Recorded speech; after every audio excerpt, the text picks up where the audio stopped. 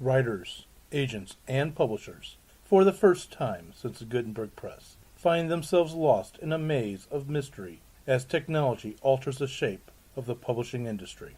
Searching for Answers is a group of writers throwing pop culture, writing, and publishing into a crucible of clarity, passion, and humor. This group is the Right Pack.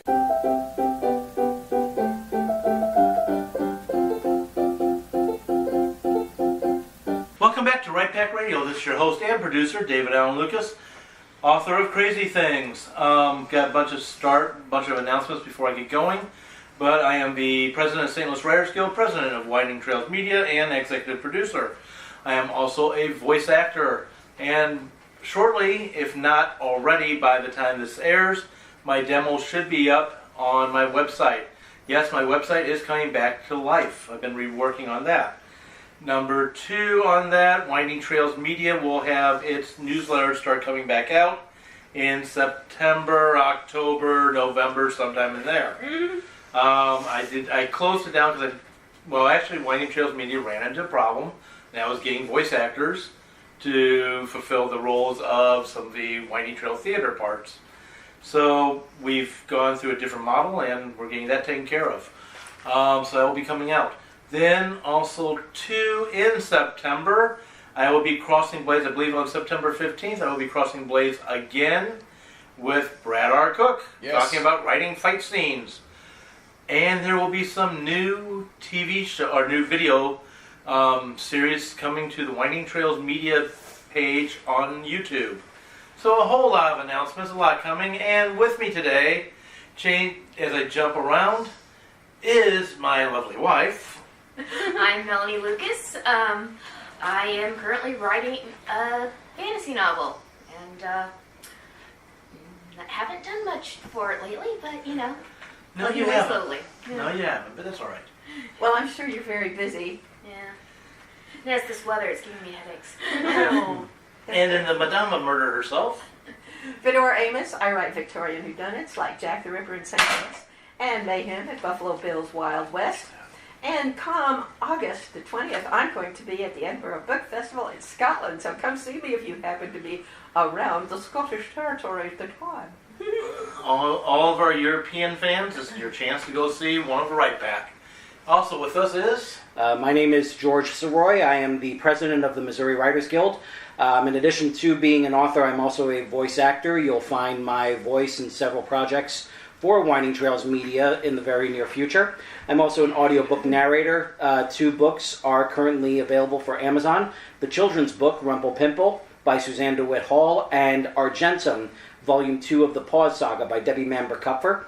I'm also an author of science fiction for the young adult reader. My book, Excelsior, is currently out for ebook by Aloris Publishing, with the paperback due to come out later this month.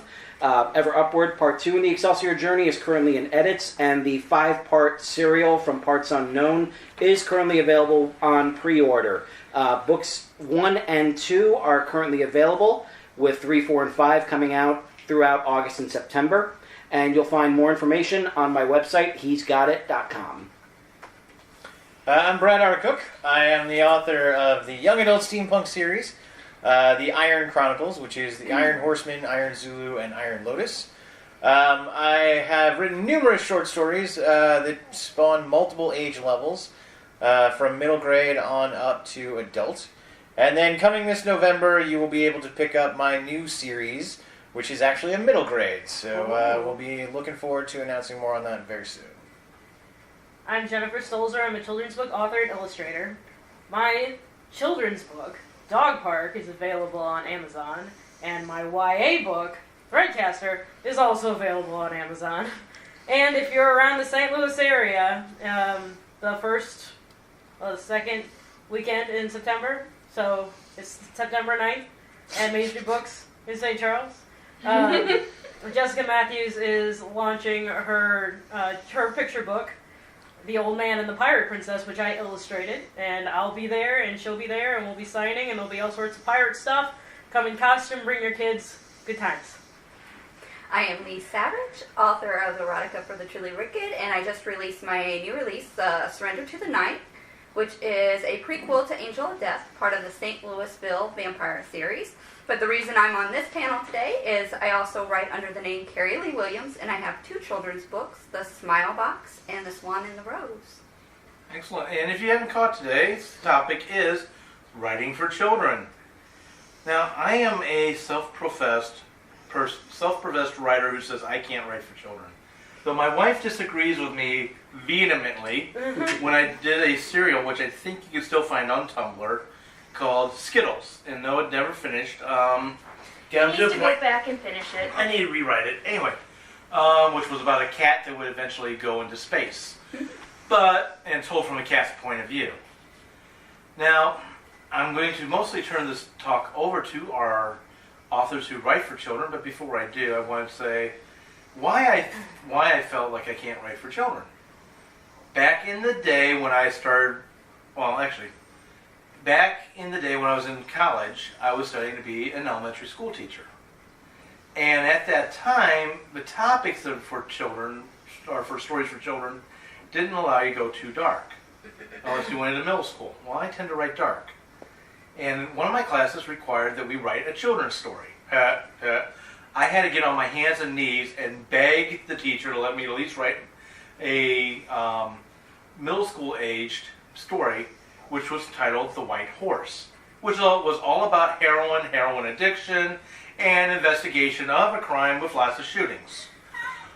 Yes, I could not write for kids, and that really was not allowed back then, especially in younger fiction. So, tell me about modern day children's writing and how you're able to write for children, and go from there. Brad and then Jen. I would actually start off by saying that if you're writing for children, you're probably doing it wrong. I write stories that the industry happens to state, oh, that's a middle grade, or oh, that's a YA. And yes, I do tweak them in certain ways to ensure they hit genre norms. But the reality is that I find I just write stories, and those stories happen to be what the industry says are best for younger people. Which is why it's always funny when people come up to me and ask me about my book, because I'm like, well, my books are for anybody basically 10 years old to 90, because I've had fans in all those age brackets.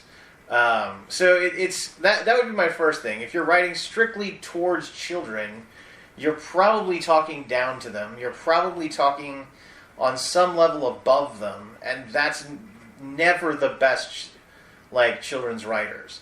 The best children's writers are writing up to a child who's reading. They're accepting the fact that the child probably is smarter than anyone gives them credit for, and they are.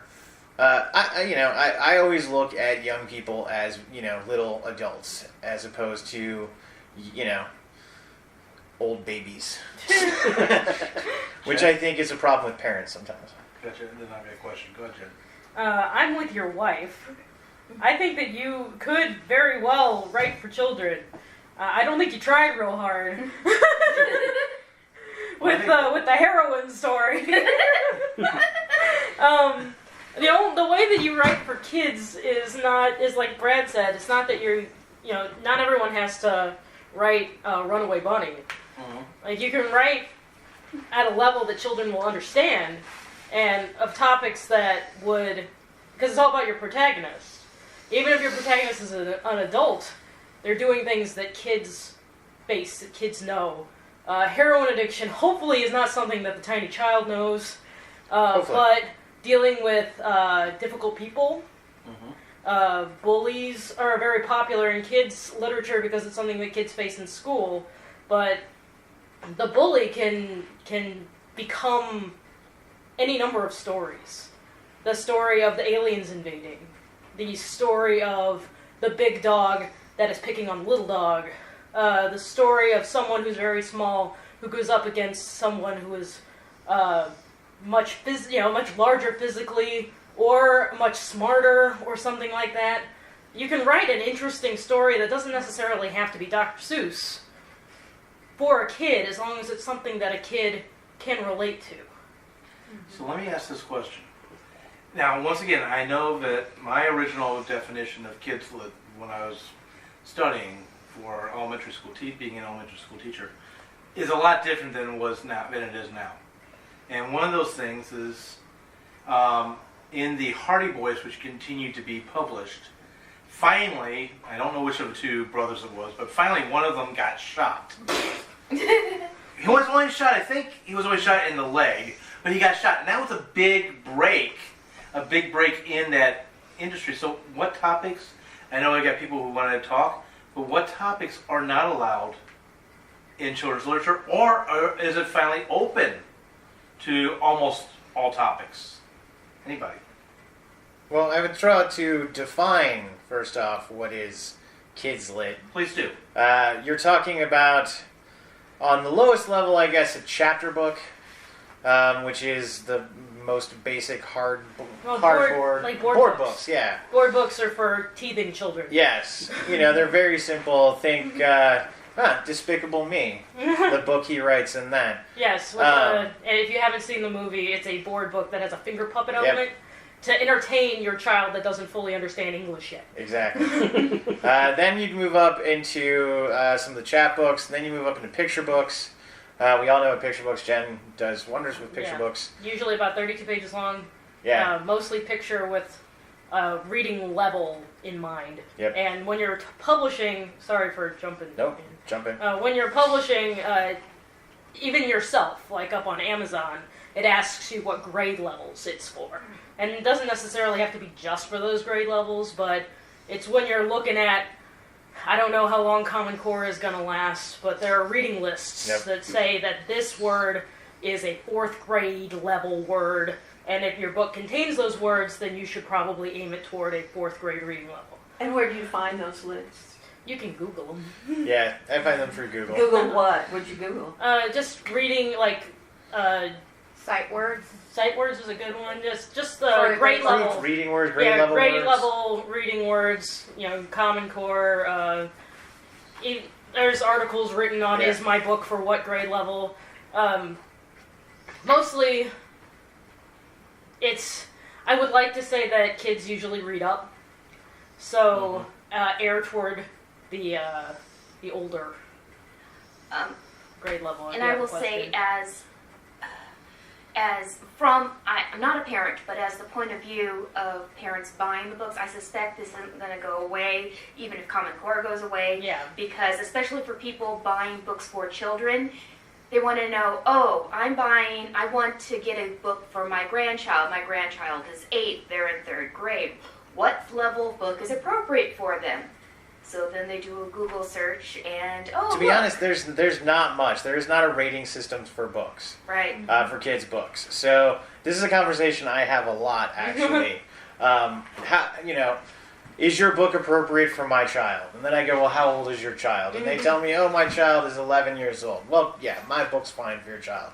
My books have, my YAs, even though they're young adults, and I'll get into the rest of them. Yeah, you didn't finish. I didn't finish. Tier Yes. But the point is, my YAs are not written like your traditional YAs. They're written as what's known as young YA, which means they're kind of a step above middle grade. So they're technically good for all ages. But to kind of keep going, the picture book is Jen described.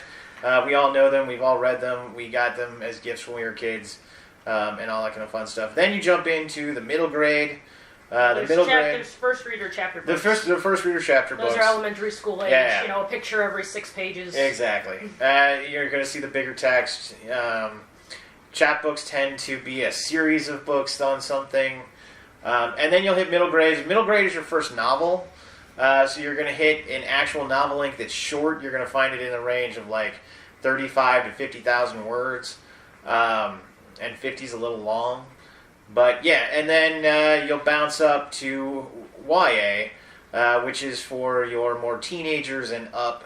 And those will range anywhere from about 65 up to 100 and something. And those tackle, and this is where the difference comes in, which is getting to your other part of your question, what themes. Middle grade and YA are very different genres. And if you're going to write in either or both, you need to know the differences, because in YA, you can tackle subjects like sex and drugs and other hard-hitting violence, politics, social, violence or politics, other bigger subject issues that you can't touch in middle grade. Now, I will say there are middle grades that touch on sex, they touch on drugs, they touch on other things.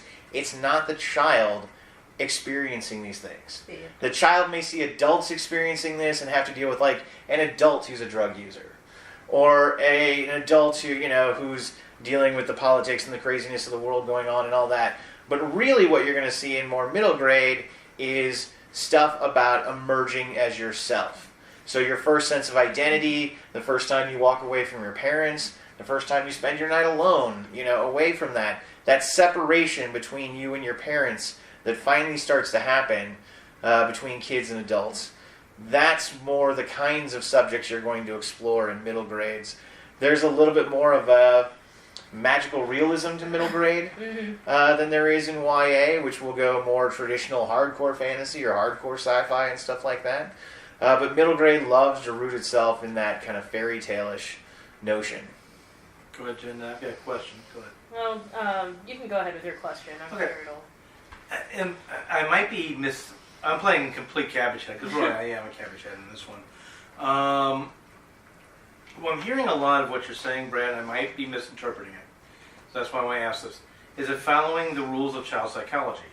If I think right, I can't think it was Maslow or Anna Freud or who it was, but was talking about at certain levels, people gain or psychologically develop certain awarenesses. Yeah. Is it that's basically what it's following, or A middle grade character, like the middle grade character that's in my next novel, has similarities to Alexander, who's the main character from the Iron Chronicles.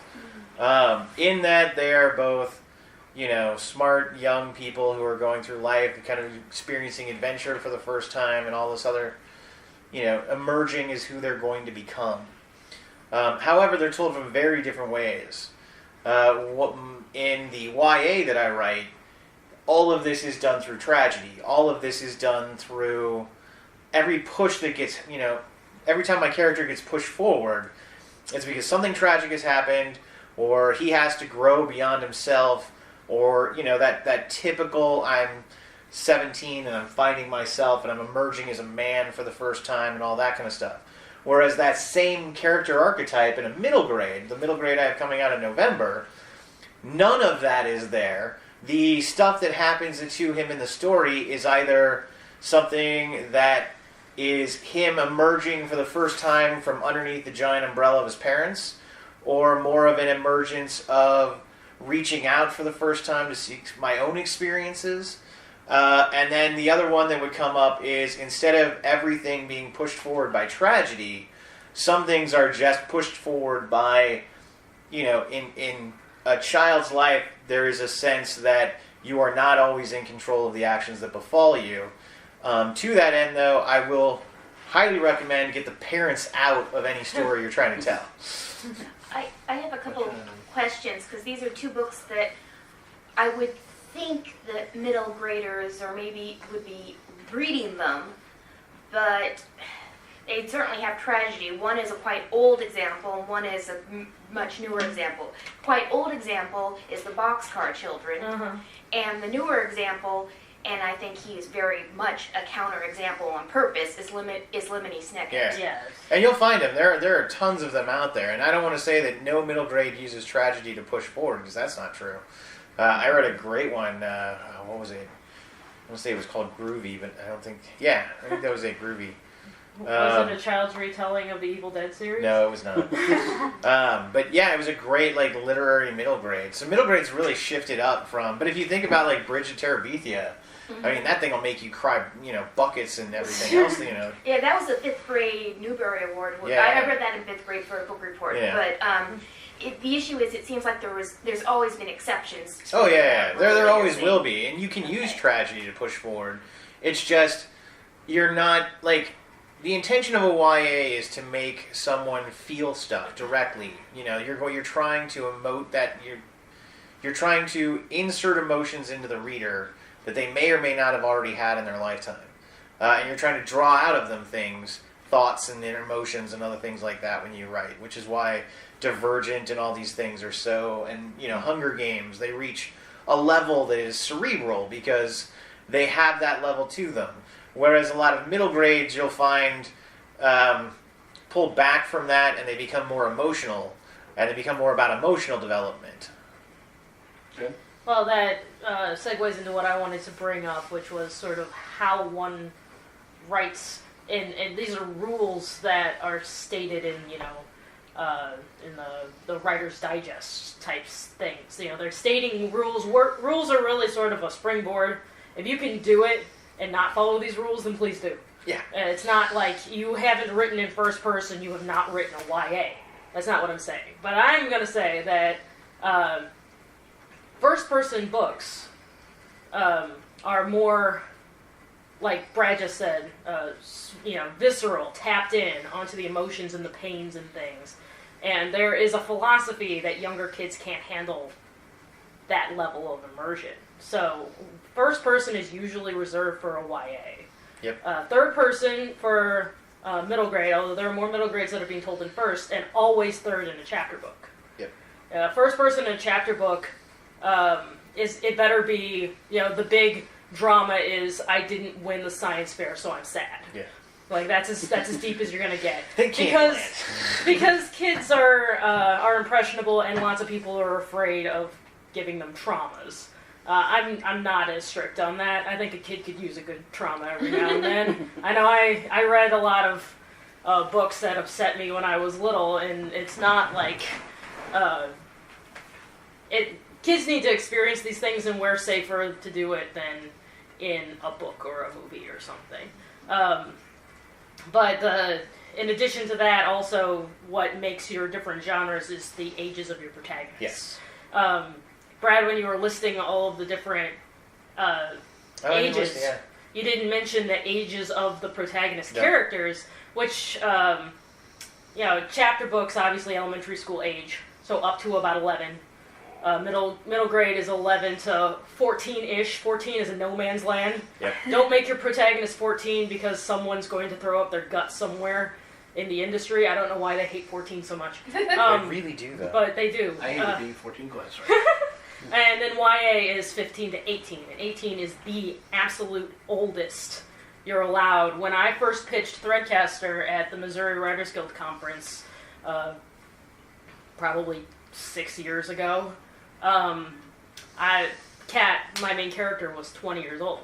And she's like, that's not a YA. I knew it was a YA because it fit all of the YA themes. It was about a girl coming of age. It was about friendship. It was about adventure. And it definitely was trying to follow in those sort of YA tone notes. Mm-hmm. So I knew it was a YA, but she's like, no, you got to get her younger. Make her younger. Make her 18. That's as old as you can get. I said, okay, well, if she's 18, then I guess Peter, her best friend, is 19. She's like, I don't know. He can't be 19 either. He needs to be 18 as well. So if you've read Threadcaster, or if you thought of it, she's now 16 and he's 17. And that was a go or no go for me. Like, I sat down in front of Kathleen Ortiz, who was at Gateway Con just recently, and I said, Threadcaster is a 120,000 word fantasy about about a 20-year-old girl. She said, thanks, no, and then she sent me out. Like, that was all it took. She also wanted lunch, so I don't blame her. But it's an important note for age groups, and also like thinking about protagonists that fit into those sort of mindsets of those age groups. Okay. I write for a much younger age. I never thought I would be one to write anything for children, but however, after I became a mom, a couple of story ideas came to me. So I write for little children right now, the 2 books I have out. So mine are all based on teaching a lesson, sort of. So Smile Box is about teaching about dealing with emotion, negative emotion, and trying to find a good way of turning it positive. Mm-hmm. And The Swan and the Rose is trying to teach the lesson about not judging a book by its cover, about real beauty. And so there's a difference in that, too, within the age groups, is what you're teaching, what type of lesson you're going to teach to your audience. Mm-hmm. And just on a side note, my daughter, who is now 14, loves Threadcaster so far. Oh, good. So I just want to give a shout out for that. And even though it's a huge novel, she read it really quickly so far. Mm-hmm. So yeah, it's a quick read.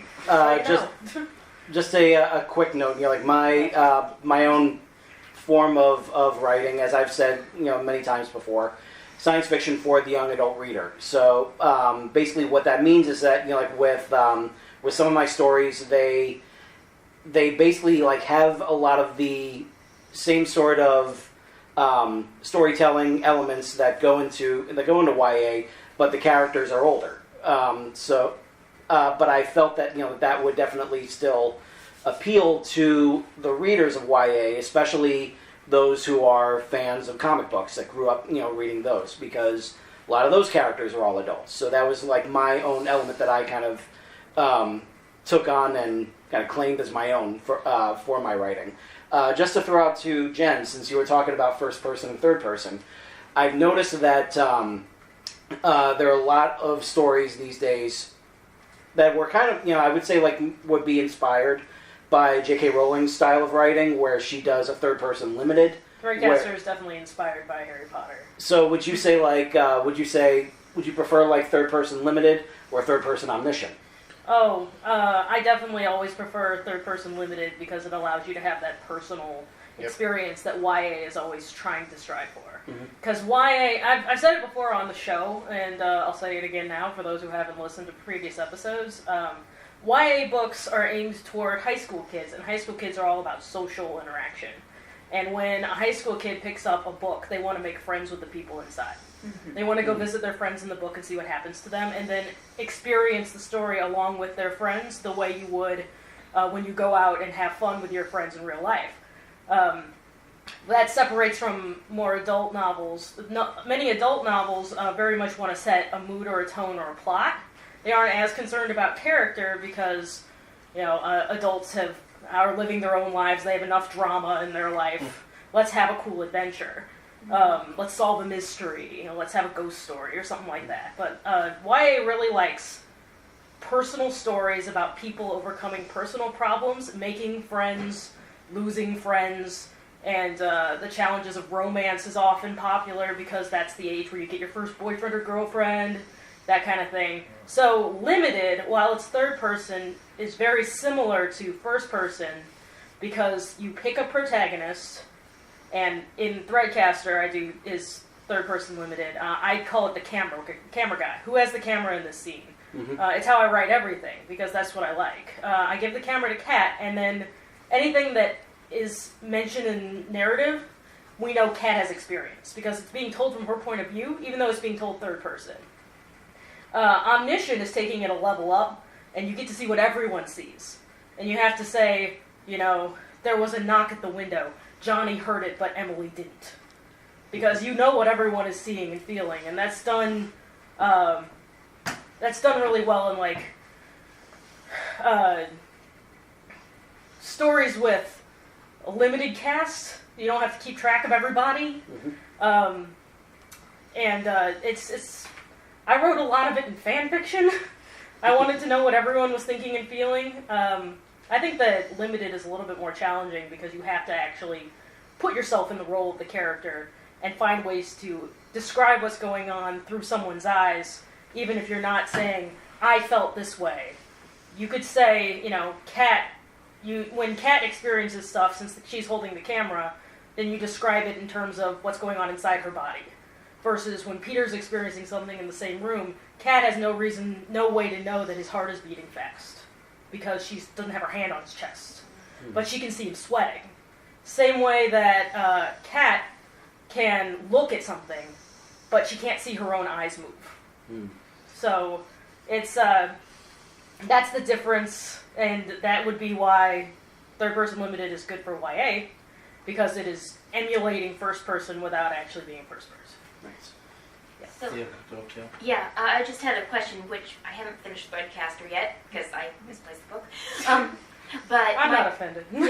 my question is, do you have I currently have an issue writing my fantasy where it's like I ended up switching to first person, but either way, same problem. What happens when your camera guy isn't in an important scene?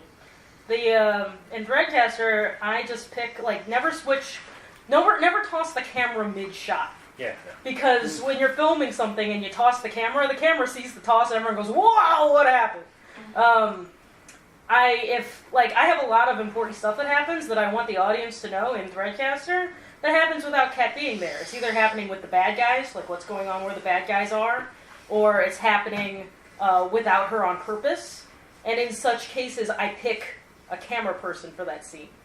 Like, Kat is a camera person. I also give it to Trace, who's one of the bad guys. I give it to Paige sometimes. She's an even lesser bad guy. And I pick those... I give it to the Lady Orella. I know the name of my characters. Lady Krevin. She is in like the political sub-story. And each person that I write from, you write from that character. So her tone, her voice sounds different than Kat's voice. But you just gotta pick one. And it doesn't matter how many you have, as long as you only have one per scene. Otherwise you're writing on mission, because you're seeing what everyone else is seeing. So your story, your trouble with having more than one person, it's like something important happens when your character's in there. If you're writing third person limited, you can pick a new character to be with for a while. They just have to hand the camera off. Pass the baton. Sure. I think that Lee and Jennifer both have an interesting issue, as all of you have been talking about things that are important to the children of different ages. But one thing you haven't talked about is the point of view that they have, which is essential because of how they are and what they are in the world, what their limitations are of their own body. I mean, for goodness sake, a young child is the size of a standard poodle. What that child can see is different from what an adult can see. And so you have to get down on the floor and look at things from that area if you're going to write for a person of that age. Because even just the things that they notice, like keys dangling from somebody's keychain, will be different. And the adult wouldn't think about them or see them even, but the child will. So it's a different viewpoint in the world that I think you have to address if you're going to write for children. Jen and then Brad. I have an excellent anecdote that illustrates that point. At another Missouri Writers Guild conference, they had a Reading the Slush Pile, which had the faculty up on a panel, and then the attendees submitted their first 3 or 4 pages of their novel for reading. The reader would stand up and read the pages, and then the panelist would comment on those pages. They also had the option to stop the reader if they'd heard enough. That's not the point of this anecdote. The point of it is that the reader was reading this great passage talking about walking through a graveyard and how the sky was dark and the leaves scratched each other like old woman's fingernails, and it was all very nice. And then at the very end, we find out that the protagonist was 6 years old. And the panel went, whoa, whoa, whoa, whoa. Your protagonist was a child? It needed to be from a child's point of view the whole time. And it's like, it doesn't matter that that wasn't a children's story, because it was a prologue leading into an adult story.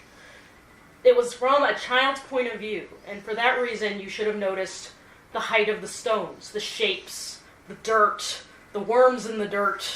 You could tell all the same stories, but the fact that this child was seeing everything from a 5-foot-tall vantage point and looking up at the sky the whole time, it gave the listeners on the panel the impression that it was an older person, because they were experiencing the world as someone who is older would see it, as opposed to if they started writing it as a 6-year-old and they came in and said, it was a gloomy day, it was too cold, I had to wear a sweater and I hated it, I wanted to play in the dirt, there was a worm crawling in and out of a fresh grave, I thought it was super cool, but Mom told me I couldn't get in the grave because I'd get stuck.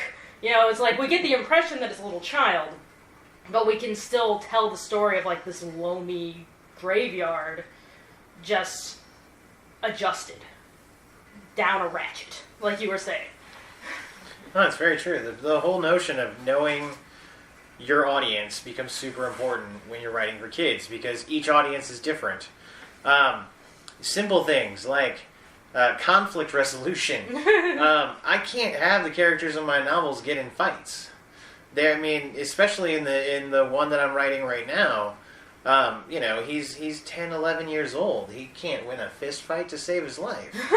Unless it's with another 10-year-old. Yeah. Even then, I have him be like the weaker of the 10-year-olds. So when it comes down to it, you have to think differently than, I would if I were writing a hard-boiled detective novel and I was just going to have the guy go in and beat him up and demand some answers.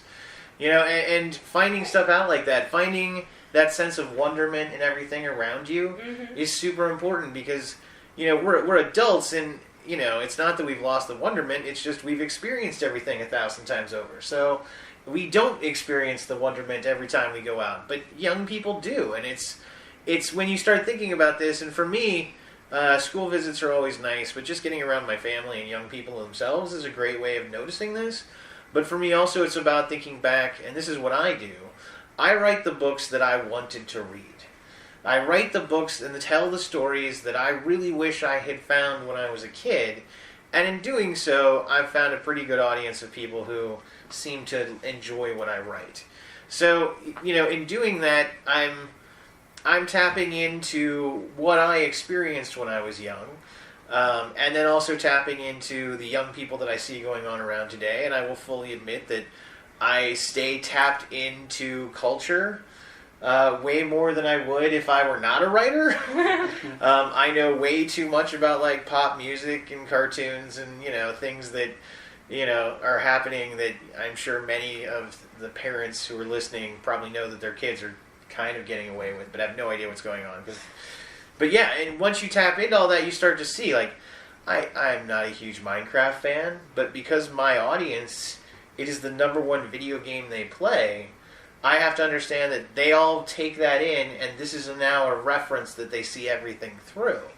So when you're dealing with, young people, you really just have to remember who it is you're writing for, because not only do story changes, words change, word choice change, and then not only that, but references. I have the hardest time coming up with references that people will understand, because if I were writing for people my own age, I could take the last 40 years of my life and reference all of that for you, and we'd all totally get along and be fine. But I'm referencing kids who are 11 to 18 maybe. So at max, they've had a decade's worth of experience that they can rely on. So I'm trapped into that notion of what I can lay out and what the words I can use. However, and this is something we've mentioned before, I am always impressed by the kids I meet. They're always way smarter than anyone gives them credit for. Most kids who read voraciously are the really intelligent kids. They're the ones who are thinking beyond everyone else in their class. And so I enjoy writing to that level, including things in my books that people will notice later or see, or when they're like, oh, that's so cool, just because, why not kick the smart kid, who's in class like, a bone. But yeah, it's something to pay attention to. Same concepts, going a little bit further, what you're really talking about, at least until you're talking about kicking the up readers, the people who read up a bone, was authentic voice. Yes. Capturing an authentic child voice, which if you've ever tried to pitch a children's book of any of these levels to a publisher or an editor or an agent, is the hardest thing to get. And if you have an authentic middle school voice, like you can write in that, you will go miles, because that is the hardest thing to capture unless you're surrounded by middle schoolers all day. Because as being surrounded by middle schoolers all day, which I am not, thankfully, but being surrounded by middle schoolers all day, you hear the cadence of their speech, the way they react to each other, the social network that goes on that is hard to recreate from people who are not currently living it, especially if you're writing contemporary. Brad gets a chance to write about middle school kids in the Victorian era, which you can research. Which helps. And that helps a lot. I write about YA kids in a fantasy land because I know the rules of that fantasy land, and I love that sort of fantasy voice, and I can be Cat really easily. If I were writing a contemporary high school, I would have to make it a point to somehow volunteer with high school kids at activities, or be surrounded by high school or middle grade kids to just sort of know how they tick and how they work, because the authentic voice is almost impossible to fake. So that's why you really call you so often. Because of all the screaming children. Exactly. To play on what Brad was not just talking about now, but also what he was talking about earlier when he said how when you are writing this, you want to write up to basically kind of challenge the reader. That's the same sort of philosophy that Stan Lee had when he was writing regularly, like for Marvel Comics, because what he wanted to do was he wanted to basically kind of be somewhat responsible for helping to elevate a child's vocabulary. So if they saw a word in one of his issues of, say, Spider-Man that they weren't familiar with, he knew that they would be into it enough that they would want to go to the dictionary, find out what that means, and then start to apply that to their everyday life. So that was something that he was very adamant about when it came to writing for comics. And that's one reason why I refer to like the Common Core reading level thing with a little bit of bitterness in my voice. Mm-hmm. I feel like writing to the experience of a kid would then encourage them to learn the words they don't know. Like if you're writing them only words they already know, then what are they learning from you? Mm-hmm. It's like, I feel like the authentic voice, the authentic experiences, like writing to an elementary school age level based on their brains, their minds, and their place in life, they'll then learn things. Like I read, Melanie mentioned the Boxcar Children. I read the Boxcar Children just all the way through elementary school. The library mystery is one of the first things I picked up in my elementary school library day, when they let you go off by yourself into the actual shelves and you weren't stuck in kindergarten corner or wherever. I grabbed the library mystery, and after that I'm like, I need to read every single one of these. And that was written at a different level than I was used to, because that was written to a previous generation of children. I will say something. I was very slow at learning to read. I wasn't up to reading level until I was in 9th grade, so I had a lot of these books read to me. So a lot of these, even if they were at grade level, I wouldn't have been able to read them to myself when I was there's there. a spectrum as well. Yeah. And we keep saying reading up. A middle school kid who has a higher vocabulary, and there's nothing stopping him from picking up a YA novel and reading it, assuming that said YA novel is not about like rape and murder. Yeah. But I don't know, maybe they're ready for rape and murder. I don't know the kid. At like 12 years old. Every kid is different. But that's I feel, which is why I think that limiting your story to, and I'll get off on another soapbox. I promise I won't take the whole time. To word choices. Or just to main character age. Obviously, my YA, I wanted to write about a 20-year-old. But I feel like doing that is limiting kids in a way that we don't necessarily have to. But we do have to if we want to get published in the industry. The fact that I can't write for 13-year-old boys irritates the crap you can't out of have me. a 13-year-old. You can have a 14-year-old protagonist because they don't know where to shelve it. It's not fair. It's so annoying. I wanted to bring up the example of Ender's Game. Ender's Game is an adult novel about genocide and politics, but it's considered a middle grade because Ender is 12. He starts the book at 6, which means they really wanted to make it a chapter book. But it was too long. Words. It was just too long to do. So they had to make it a middle grade novel. I'm trying to imagine that kind of chapter book. That would be I don't know. I assume that the middle graders, Genocide for the early reader. Right. The middle school kids that pick up Ender's Game, that the ones that weren't ready to read that, put it down then, because it starts off with social politics, like in chapter 1 on the first page, and then moves on to like budding serial killers and stuff like that.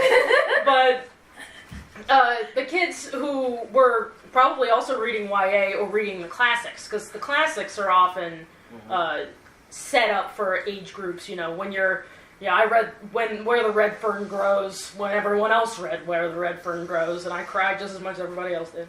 But it was written at a different time, under different restrictions. So I think reading the classics also helps elevate kids and is a reason why we shouldn't limit ourselves so much. This isn't about how I want to fix writing for children. This is about writing for children. Off the soapbox. Thank you very much. Dora, you've been waiting, and then That's all right. I want to go someplace else with this. Go Okay. ahead and finish. I So wanted to dovetail. okay. On Jen's point, I was one of those kids that couldn't find books that I wanted to read. So at what would have been considered YA age, I started reading the adult books. I read Gone with the Wind, and I started reading Stephen King at that age. So I was one of those. That's why I giggled when you said about the gore, because I was one of those that started reading that stuff, and Dean Koontz, because I could not find, and mind you, YA was not a big thing when I was that age. I don't want to give too much away. Harry of my Potter real helped a age lot here. to just sort of explode the middle Right. grade and YA So it kind genres. of went, like I jumped from here's children's books to now I'm reading full on adult books. And then from that point I just like, by the time I was in high school I was reading all the, romance novels and everything too. Because I was like, everything else is done.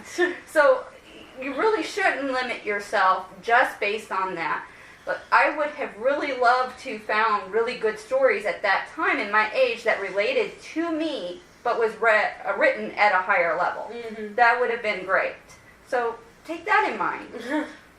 Quick dovetail, and then jump over to Brad. Leanne, I'm liking. I think that's also one of the reasons why I say I can't write for children is outside of a few exceptions to the rules, minus the ones which I was forced to read in elementary school. I went straight from children's books to Melville in 3rd grade. And then I completed all of Dickens by the end of 5th grade. I mean, just giving you an idea of what I was reading. And I got bored with the children's books. So that were available for me at my time. A kid's book back in our day was a picture book. Well, and the notion of something, I mean, like Lord of the Flies is a book we've read. That'd probably now be considered like a YA or something like that. I was told to read Lord of the Flies in sophomore year. Yeah. So it's, I mean, these are the books we're being tossed at that age. We didn't have these set genres that explore that age group and what's going on so much now, that we have now. We didn't, I mean, middle grade was not really a huge thing. The closest we had was Judy Blume. Yeah, I mean, you had them. There are authors. I mean, Yes, don't get me wrong. I loved Encyclopedia Brown. Oh, Still yeah. do love Encyclopedia Brown. They did exist, but it was not the culture that we have today. But what I was going to throw out is actually about the trap of writing for kids. So we've talked about a lot of like what to do and great ways of doing it, but this is the one thing I would caution. So much middle grade that I come across is what I would call zany writing, where they are intentionally being over the top, super hyper funny. I mean, I don't actually consider it that funny. Yeah. But you'll see it. A lot of cartoons for kids do this too. They run to zany because they think that, zany is kids, and zany equals kids. And it can. I mean, don't get me wrong. A lot of middle grade is funny. You'll see a lot of talk about underwear and other things like that. The Underpants series and all that kind of stuff, is huge. But I would caution anyone who's trying to write that way, you're writing down to children. You're not giving them anything cerebral there. You're not giving it anything, of substance. And that's what makes the great books. So just beware the zany trap. Well, I'm gonna. Oh, do you mind? Okay. Sorry. An example of how to and how not to do zany. How to do zany. Adventure Time. Yes. Adventure Time has like the zany, crazy, anything can happen thing, but there's an underlying story that runs through about, they call it the Mushroom War. It's a nuclear holocaust happening in this children's movie, cartoon show. Yes. And as you're watching the crazy stuff happen, the reason why there is crazy stuff is because everyone's experiencing horrific radiation and fallout. And you can learn more about it as you pay attention. How not to do it, there's a show on Cartoon Network called Uncle Grandpa that makes literally no sense and is only there to make noise and flash like jangling keys in front of a baby. And some people can enjoy it, but just as many people can't stand it because they don't see there is no underlying character development, no depth to it. It's just all icing on your cake, and that would be the difference. If you want to do zany, do zany. Yeah. But don't let go of the grounded of the real bit. Just put it on top. an object lesson in why or how not to write for children. Okay? Some time ago, well, you understand that I started out writing educational books and materials, nonfiction, primarily for high school students. So I decided that the easy way into fiction would be to write for children. Okay? And it seemed like a logical step from where I currently was. And so I wrote a book, and I sent it off to Athenaeum. It was a middle grade boys' adventure kind of book, not unlike Encyclopedia Brown, I must admit. And I got back a very nice rejection. And this woman said, I enjoyed the humor and liked your writing style, so please note that I would be happy to consider other pieces you might write in the future. And that's pretty encouraging. That is. And had I not really stopped and thought about it, I think I might have tried another one and made a girl my protagonist and so on and so on. But having written it and having received this encouragement, I just had to sit and think about what I really wanted to do and what I really wanted to write. And my brain told me it really wasn't writing for children. So find out what you really, really want to do. And it may take a failed opportunity like this. And I'm going to say, just to add to that, anything I've learned, be it writing or martial arts or whatever, you learn more from your failures than you do from your successes. So You do. And failure don't is think it's going to success. be easy to write for children. It is not. No. It's very hard to write a picture book. Very hard. Yeah, you wouldn't think so, but it's intensely difficult. Go ahead. Oh, it's also harder to market for the children's books, especially if you're indie. You're going up against the scholaristic books and the well-known books that the schools push out. So just keep that in mind, too, if you're going to go the indie route with a children's book. Unless you really have the time to schedule going on tour to the different schools to read, more than likely your books are going to sit in the Amazon store and rarely get bought. I mean, it's just so hard if you wanna to break into the market. If you want to make a career as a children's book author, I definitely recommend doing traditional Yes. publishing. Or put out a lot. Make a Yes. lot of stuff so that the little sales add up. Make good stuff, please. But traditional, no matter how well you've written, you're always going to be at war with the Scholastic Book Fair. Right. In my own little experience that I had writing a picture book, this was an idea that my wife and I were throwing around one time several years ago. We finally decided that I was going to just sit down and just go ahead and get it out. And yes, it was a very, very difficult process trying to get like one word in front of the other to get down there and to get it in a style that would suit the the picture book format. Got to give a big shout out to the keynote speaker from this past Missouri Writers Guild conference, Sherry Fink, who offered me some very valuable advice regarding my manuscript. So I'm looking forward to going back through her notes and revising this particular picture book. I won't give any details out because I really think that this project could, has a lot of potential. But at the same time, yes, I will definitely second everyone else and say it is very difficult to write in this format. Since we've moved sort of into the publishing process of picture books, I wanted to put my illustrator hat on and speak to how picture books are kind of made in the industry, because it's different than trying to traditionally publish a novel, even a middle grade novel or a YA novel, or even a chapter book. Picture books, you probably don't expect it, but picture books, you need to have your manuscript finished and submitted to wherever you're submitting it to. You don't have to bring your own pictures. If you can draw your own pictures, it's great. There is a high likelihood that they won't take them. Yeah. Because publishing houses take your manuscript and then pair you with an illustrator out of their stable of illustrators. Or people that they already have contracts with, or people they want to work with, or people they feel that are a good fit. If you come with your own artwork, you can submit a sample, by all means. But if they're going to have to make a contract with a completely separate person, they're going to very, very, very strictly scrutinize whether they want to create a working relationship with this brand new illustrator that you brought with you that they don't know versus the people that they already work with that they do know. As an illustrator, I also submit my artwork to these publishing houses hoping to be one of those people that they then pair up with authors submitting their manuscripts. So if you're an author-illustrator, that's awesome. Make sure you put your author and your illustrator in the same query letter, and you say, I write and I draw my own books. Here's the manuscript in one form, like in one document. Here is a sample of the artwork that I want to give. Don't do the whole book and then say, here is my PDF that is a completed picture book. You're welcome. Where's my money? That's not how it works. It's not. It's not how it works. Well, even if they do take you as an illustrator, they want to be able to have a little bit of say over what pictures go in. Mm-hmm. So they're going to... I've been pitching my picture book, Caribou.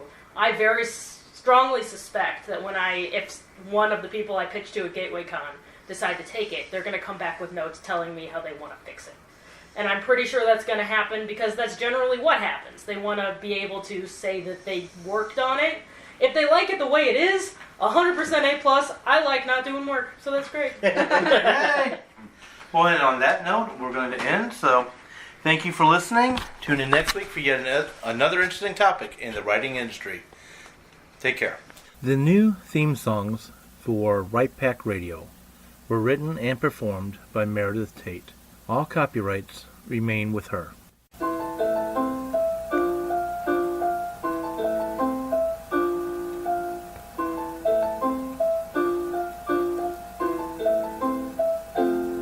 Writers, agents, and publishers